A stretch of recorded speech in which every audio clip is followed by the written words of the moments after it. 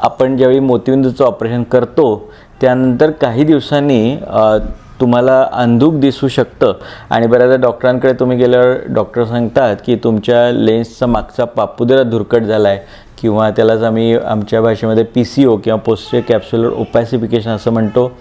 काही लोक याला सेकंडरी कॅटरॅक्ट म्हणजे एकदा मोतीबिंदू झाल्यानंतर पुन्हा धुरकट झालेली दृष्टी असंही म्हणतात. तर या सगळ्याच्या मागे मेन कारण काय याविषयी आपण बोलूया.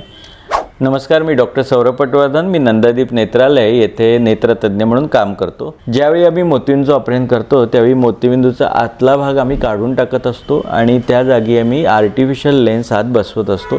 तर ही लेन्स एका बॅगमध्ये म्हणजे पिशवीमध्ये बसवलेली असते, जो नैसर्गिक डोळ्याचा नैसर्गिक लेन्सचाच एक भाग असतो. या पिशवीचा जो मागचा पापुद्रा असतो याला आम्ही पोस्टीरियर कॅप्सूल म्हणतो आणि हे पोस्टीरियर कॅप्सूल कालांतरानं हळूहळू धुरकट होण्याची शक्यता असते. साधारणतः पुढच्या एक 10 ते 20 वर्षामध्ये आम्हाला असं जाणवतं की जवळजवळ 20 ते 30% लोकांचं हे जे मागचं कॅप्सूल आहे ते धुरकट होत असतं. काही लोकांचं ते लवकर धुरकट होतं, काही लोकांचं लेट धुरकट होतं आणि ज्यावेळी ते धुरकट होतं त्यावेळी आम्ही लेझर, ज्याला आम्ही याग लेझर म्हणतो, त्यानं ही जाळी किंवा हे जे धुरकट आवरण आहे ते हलकंसं साफ करून टाकत असतो. तर याला कुठल्याही ऑपरेशनची गरज लागत नाही. याला केवळ साध्या लेझरनं आम्ही हे साफ करून घेत असतो.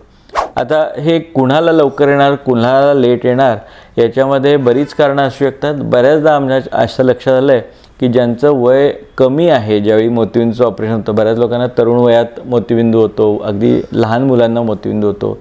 तर अशावेळी हे धुरकट होण्याचे प्रमाण हे जास्त असतं बरंच आणि बऱ्याचदा होतंच अशा लोकांना. जसं वय वाढतं तसं हे धुरकट होण्याचं प्रमाण हे कमी होत असतं. हा धुरकट झालेल्या जाळी किंवा लेन्सच्या मागचा पापुद्रा हा काही मोठा गंभीर आजार आहे का? हा गंभीर आजार मुळीच नाही आणि याला साफ करायला फक्त लेझरनं आम्ही करतो, त्याला काही ऑपरेशन लागत नाही. या प्रोसिजरच्या आधी आम्ही डोळ्याचा पडदा चेक करत असतो की बाकी डोळा सगळा व्यवस्थित आहे का आणि त्यानंतर हे लेझर OPD प्रोसिजर म्हणजे आमच्या OPDमध्येच केलं जातं आणि त्याच्यानंतर डोळ्याची जी दृष्टी आहे ती अगदी लवकरच पूर्ववत व्हायला सुरू होतं. काही लोकांना हा प्रश्न असतो, आता एकदा माझी हे जाळी साफ केली आहे तर हे आम्हाला परत करावं लागणार का सारखं? तर परत ही प्रोसिजर करावी लागत नाही, कारण एकदा आम्ही ही जाळी लेझरनं साफ केली की आयुष्यभरासाठीच ही साफ राहत असते. तर याचीच आपल्याला आणखी काही माहिती पाहिजे असेल तर जरूर तुम्ही आम्हाला प्रश्न विचारू शकता.